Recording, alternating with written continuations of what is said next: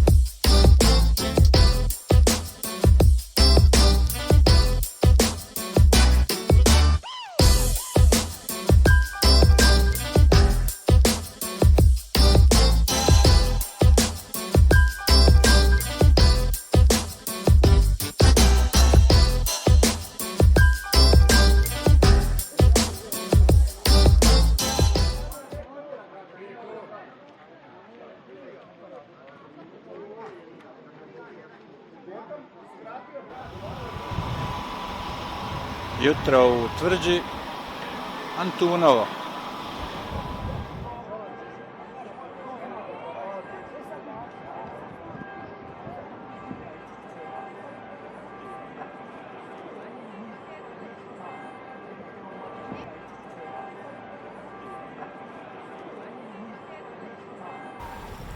Tvrđu za sad napuštam, ali vraćam se u 3 sata. Došlo je do promjene plana, umjesto u Tvrđi, u 3 sata se nalazim u centru grada. Ovo još nisam radio, da vidim čisto što se događa u kafićima u centru kad je utakmica.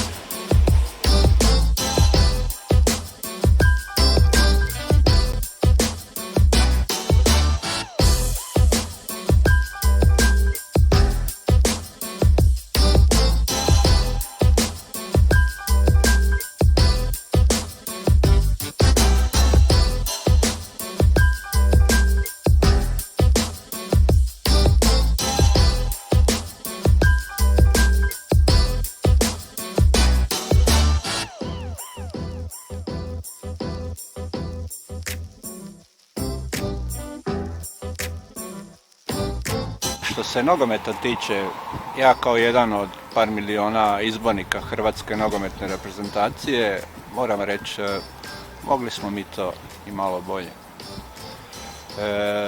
Kao što bi jedan lik sa TV-a rekao, sljedeće 2 utakmice su ključne.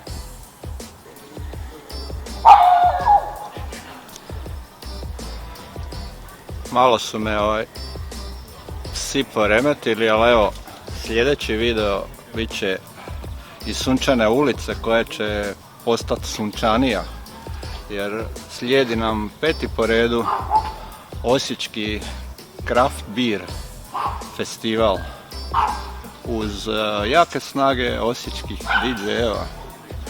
Vidimo se dakle ovaj vikend i vidimo se u sljedećem videu.